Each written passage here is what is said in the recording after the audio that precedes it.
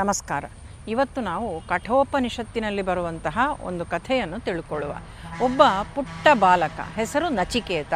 ಅವನ ಕೈಯಲ್ಲಿ ಯಾವುದೇ ಆಯುಧಗಳಿಲ್ಲ, ಯಾವುದೇ ಶಸ್ತ್ರಗಳಿಲ್ಲ, ಆದರೆ ಸಂಪತ್ತಿಲ್ಲ, ಏನೂ ಇಲ್ಲ ಅವನ ಬಳಿಯಲ್ಲಿ. ಆದರೆ ಅವನ ಹತ್ರ ಇದ್ದ ಒಂದೇ ಒಂದು ಬಲ ಅಂತ ಹೇಳಿದರೆ ಅವನಿಗೆ ಸತ್ಯವನ್ನು ತಿಳಿಬೇಕು ಅಂತ ಹೇಳುವಂತಹ ಬಹಳ ಆಸೆ ಇತ್ತು, ಜಿಜ್ಞಾಸೆ ಇತ್ತು. ಆ ಕಾರಣಕ್ಕಾಗಿ ಸತ್ಯವನ್ನು ತಾನು ಶೋಧ ಮಾಡ್ತಾ ಹುಡುಕ್ತಾ ಹೋದಂಥ ಒಬ್ಬ ಬಾಲಕ ನಚಿಕೇತನ ಕಥೆ ಸ್ನೇಹಿತರೆ.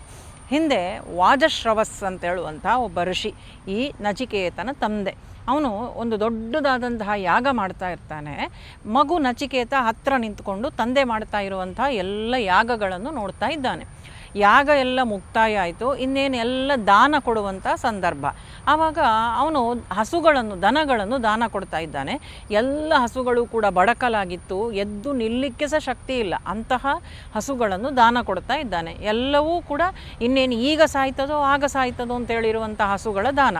ಇದನ್ನು ನೋಡ್ತಾ ಇದ್ದಾನೆ ನಚಿಕೇತ. ಅವನು ಅಂದ್ಕೊಳ್ತಾನೆ, ದಾನ ಕೊಡುವಾಗ ಈ ರೀತಿಯಾದಂತಹ ಜೀವಿಗಳನ್ನು, ಹಸುವನ್ನು ದಾನ ಕೊಡುವುದಾ? ಇದು ಸರಿಯಾ? ಇದು ಧರ್ಮ ಪ್ರಜ್ಞೆಯ? ಇದು ನಾವು ಧರ್ಮಕ್ಕೆ ಮಾಡುವ ಅಪರಾಧ ಅಲ್ವಾ? ಇದು ನಾವು ದೇವರಿಗೆ ಮಾಡುವಂಥ ಅಪರಾಧ ಅಲ್ವಾ? ಯಾಕೆ ನನ್ನ ತಂದೆ ಹೀಗೆ ಮಾಡ್ತಾ ಇದ್ದಾರೆ ಅಂತ ನೇರ ಹೋಗ್ತಾನೆ. ಅವನಿಗೇನು ಅಂತ ಹೇಳಿದರೆ, ಯಾವುದೇ ತಪ್ಪಾದರೂ ಅದನ್ನು ನೇರವಾಗಿ ಕೇಳುವಂತಹ ಬುದ್ಧಿ, ತಪ್ಪು ಅಂತ ಅವನಿಗೆ ಅನ್ನಿಸಿದರೆ ನಚಿಕೇತನಿಗೆ ನೇರ ಹೋಗ್ತಾನೆ. ತಂದೆ ವಾಜಶ್ರವಸ್ಸು ಅವರು ತುಂಬ ಕೋಪಿಷ್ಟರು. ಅವರ ಬಳಿಯಲ್ಲಿ ಹೋಗಿ ಕೇಳ್ತಾನೆ, ಅಪ್ಪ ನೀವು ದಾನ ಮಾಡ್ತಾ ಇದ್ದೀರಿ, ಆದರೆ ಆ ವಸ್ತು ನೀವು ಏನು ಹಸುಗಳನ್ನು ದಾನ ಕೊಡ್ತಾ ಇದ್ದೀರಲ್ಲ, ಅದು ದಾನಕ್ಕೆ ಯೋಗ್ಯವಾಗಿ ಉಂಟಾ? ಅದನ್ನೊಮ್ಮೆ ನೋಡಿದ್ದೀರಾ ಅಂತ. ತಂದೆಗೆ ಕೋಪ ಬರ್ತದೆ, ಆದರೆ ಯಾವುದೇ ಮಾತಾಡುವುದಿಲ್ಲ. 2 ಬಾರಿ ಕೇಳ್ತಾನೆ, 3 ಬಾರಿ ಕೇಳ್ತಾನೆ. ಅನಂತರ ಕೇಳ್ತಾನೆ, ಅಪ್ಪ ನೀವು ನನ್ನನ್ನು ಯಾರಿಗಾದರೂ ದಾನ ಕೊಡ್ತೀರಾ ಅಂತ. ಆಗಲೂ ತಂದೆ ಮಾತಾಡುವುದಿಲ್ಲ. ಇವನು ಅದೇ ಮಾತನ್ನು 3 ಬಾರಿ ಕೇಳ್ತಾನೆ, ನನ್ನನ್ನು ಯಾರಿಗೆ ಕೊಡ್ತೀರಿ ಅಂತ. ಆವಾಗ ತಂದೆ ಸಿಟ್ಟಿನಲ್ಲಿ ಹೇಳ್ತಾನಂತೆ, ನಿನ್ನನ್ನು ಯಮನಿಗೆ ಕೊಡ್ತೇನೆ ಅಂತ. ನಚಿಕೇತನಿಗೆ ಈ ಮಾತು ಯಾಕೋ ಅದನ್ನು ಅವನು ಹಿಡ್ಕೊಂಡ. ತಂದೆ ಹೇಳಿದಂಥ ಮಾತನ್ನು. ಸರಿ, ತಂದೆ ಹೇಳಿದಂಥ ಮಾತಿಗೆ ಅನುಸಾರವಾಗಿ ನನ್ನನ್ನು ತಂದೆ ಈಗ ಹಾಗಾದರೆ ಯಮನಿಗೆ ದಾನ ಕೊಟ್ಟಿದ್ದಾರೆ, ನಾನು ಯಮಲೋಕಕ್ಕೆ ಹೋಗ್ತೇನೆ ಅಂತ ತೀರ್ಮಾನ ಮಾಡ್ತಾನೆ. ಯಮಲೋಕಕ್ಕೆ ಹೋಗ್ತಾನಂತೆ ನಚಿಕೇತ. ಅಂದರೆ ತಪಶಕ್ತಿ ಇತ್ತು ಅವರಿಗೆಲ್ಲ. ಈ ರೀತಿ ನಚಿಕೇತ ಯಮಲೋಕಕ್ಕೆ ಹೋದ. ಯಮಲೋಕಕ್ಕೆ ಹೋದಾಗ ಅಲ್ಲಿ ಯಮ ಇರಲಿಲ್ಲ. ಯಮ ಎಲ್ಲೋ ಹೋಗಿದ್ದಾನೆ, ಯಮಲೋಕ ಖಾಲಿ. ನಚಿಕೇತ ಯಮಲೋಕದ ಬಾಗಿಲಲ್ಲಿ 3 ದಿನಗಳ ಕಾಲ ಕಾಯ್ತಾನಂತೆ. 3 ರಾತ್ರಿ 3 ಹಗಲು ಕಾದ. ಆದರೆ ಆ ಕಾಯುವಂಥ ಸಮಯದಲ್ಲಿ ಅವನಿಗೆ ಯಾವುದೇ ಅಸಹನೆ ಇಲ್ಲ, ಸಿಟ್ಟು ಇಲ್ಲ, ಕೋಪ ಇಲ್ಲ, ಹತಾಶೆ ಇಲ್ಲ, ಭಯ ಇಲ್ಲ, ಯಾವುದೂ ಇಲ್ಲ ನಚಿಕೇತನಿಗೆ. ತಾಳ್ಮೆಯಿಂದ ಯಮನ ದ್ವಾರದಲ್ಲಿ ಬಾಗಿಲಲ್ಲಿ ನಿಂತುಕೊಂಡು ತಾನು 3 ಹಗಲು 3 ರಾತ್ರಿ ಕಾಯ್ತಾನೆ. ಆ 3 ದಿವಸ ಕಳೆದಾದ ಮೇಲೆ ಯಮ ಬರ್ತಾನೆ.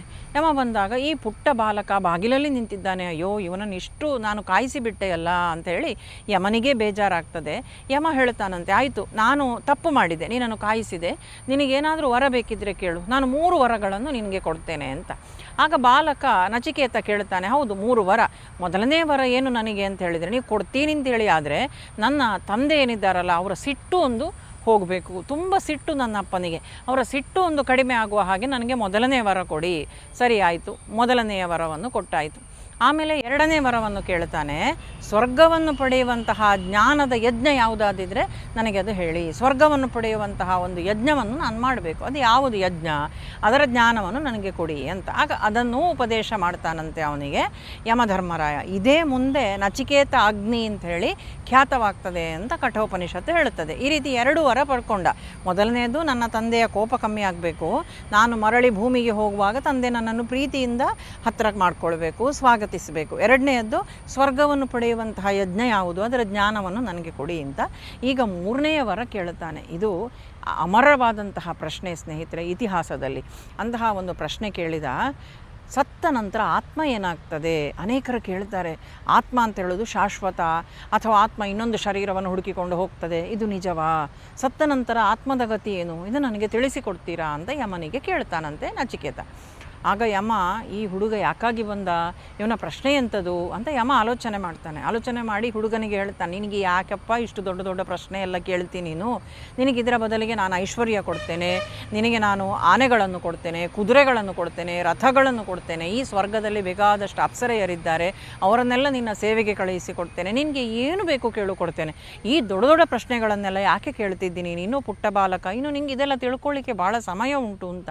ಆದರೆ ಅವನು ಹೇಳ್ತಾನೆ, ಈಗ ನೀನು ಏನೆಲ್ಲ ಕೊಡ್ತೇನೆ ಅಂತ ಹೇಳಿದ್ಯಲ್ಲ, ಐಶ್ವರ್ಯವೋ, ರಥವೋ, ಆನೆಗಳು, ಕುದುರೆಗಳು, ಅಪ್ಸರೆಯರೋ, ಇದೆಲ್ಲ ನಾಶ ಆಗಿ ಹೋಗುವಂಥದ್ದು. ಒಂದಲ್ಲ ಒಂದು ದಿವಸ ಇದೆಲ್ಲ ನಾಶ ಆಗ್ತದೆ. ಹಾಗಿರುವಾಗ ನನಗೆ ನಾಶವೇ ಆಗದೇ ಇರುವಂತಹ, ನಾನು ತಿಳ್ಕೊಳ್ಳೇಬೇಕಾದಂತಹ ಒಂದು ಜ್ಞಾನ ಉಂಟಲ್ಲ, ನಾನೀಗ ಕೇಳಿದ ಪ್ರಶ್ನೆ, ಅದನ್ನು ನನಗೆ ಕೊಡಿ, ಅದು ನನಗೆ ಹೇಳಿ ಅಂತ ಹೇಳ್ತಾನೆ. ಆಗ ಯಮನಿಗೆ ಮಾತಿಲ್ಲ.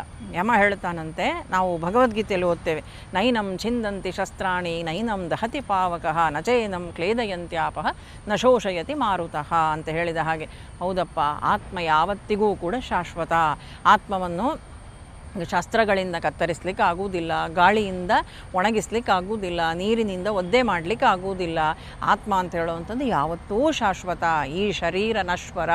ಶರೀರ ನಾಶ ಆದಾಗ, ಶರೀರವನ್ನು ನಾವು ಬಿಟ್ಟು ನಮಗೆ ಮರಣ ಅಂತ ಬಂದಾಗ ಶರೀರ ಮಾತ್ರ ಸಾಯ್ತದೆ, ಆದರೆ ಪೂರ್ತಿ ಆತ್ಮ ಸಾಯುವುದಿಲ್ಲ.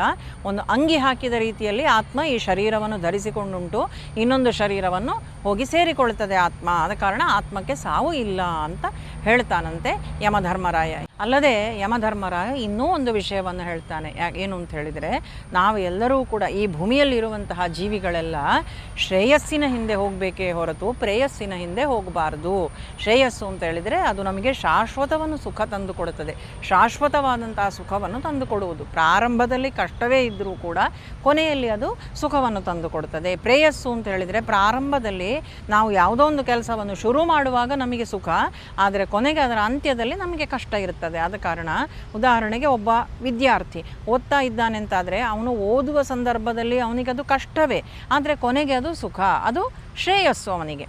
ಹಾಗೆಯೇ ಇನ್ನೊಬ್ಬ ವ್ಯಕ್ತಿ ಪ್ರಾರಂಭದಲ್ಲಿ ಮಜಾ ಮಾಡ್ತಾನೆ, ಓದುವ ಕಡೆಗೆ ಗಮನ ಇಲ್ಲ, ಗಮ್ಮತ್ತಿಡೀ ವರ್ಷ ಕಳೀತಾನೆ ಮಜಾ ಮಾಡಿಕೊಂಡು, ಜಾಲಿ ಮಾಡಿಕೊಂಡು. ಆದರೆ ಅಂತ್ಯದಲ್ಲಿ ಏನಾಗ್ತದೆ, ಅವನಿಗೆ ಪರೀಕ್ಷೆ ಸಮಯದಲ್ಲಿ ಕಷ್ಟ ಆಗ್ತದೆ, ನಾಪಾಸಾಗಿ ಬಿಡ್ತಾನೆ. ಅಲ್ಲಿ ಏನಾಯಿತು, ಅವನು ಪ್ರೇಯಸ್ಸಿನ ಹಿಂದೆ ಹೋದ. ಶುರುವಿಗೆ ಅವನಿಗೆ ಸುಖ, ಕೊನೆಯಲ್ಲಿ ಅವನಿಗೆ ದುಃಖ. ಈ ರೀತಿ ಆಗಬಾರ್ದು. ಇದು ನಮ್ಮ ಜೀವನದಲ್ಲಿಯೂ ಅಷ್ಟೇ. ಆರಂಭದಲ್ಲಿ ಯಾವಾಗಲೂ ಲೌಕಿಕ ವಿಷಯಗಳಲ್ಲಿ ಇರುವಂಥದ್ದು, ದೇವರ ಧ್ಯಾನ, ಈ ಸತ್ಕರ್ಮಗಳು, ಇದನ್ನೆಲ್ಲ ಬಿಟ್ಟು ನಾವಿದ್ದೆವು ಅಂತೇಳಿ ಆದರೆ ಕೊನೆಗೆ ಅಂತ್ಯಕಾಲದಲ್ಲಿ ದೇವರ ಸ್ಮರಣೆಯೂ ನಮಗೆ ಬರುವುದಿಲ್ಲ ಲೌಕಿಕದಲ್ಲಿದ್ದಂಥವರಿಗೆ.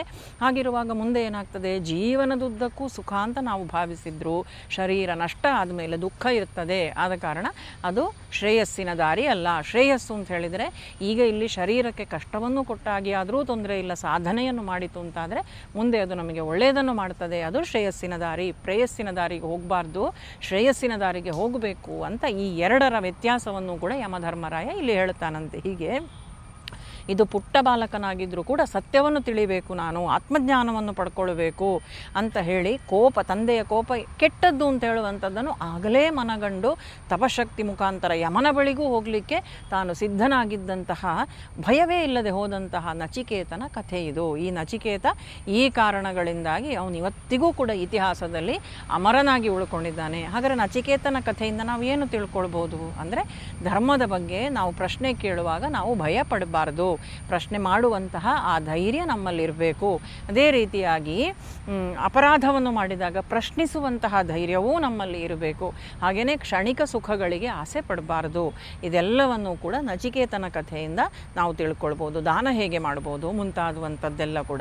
ಹಾಗೆ ಈ ಕಥೆಗಳಿಂದೆಲ್ಲದರಿಂದ ನಮಗೆ ಏನು ಲಾಭ ಉಂಟು, ನಾವೇನನ್ನು ತಿಳ್ಕೊಳ್ಬೋದು ಅಂತ ಹೇಳುವಂಥದ್ದನ್ನು ನಾವು ಗ್ರಹಿಸಿ ನಮ್ಮ ಜೀವನದಲ್ಲಿಯೂ ಕೂಡ ಅದನ್ನು ಅಳವಡಿಸಿ ಈ ಆತ್ಮ ಶಾಶ್ವತ ಅಂತ ಹೇಳುವಂಥ ಸತ್ಯವನ್ನು ತಿಳ್ಕೊಂಡು ಆತ್ಮದ ಪ್ರಯಾಣಕ್ಕೆ ಈ ಶರೀರ ಇದ್ದಾಗ ಸಿದ್ಧತೆಯನ್ನು ನಾವು ಮಾಡಿಕೊಳ್ಬೇಕು.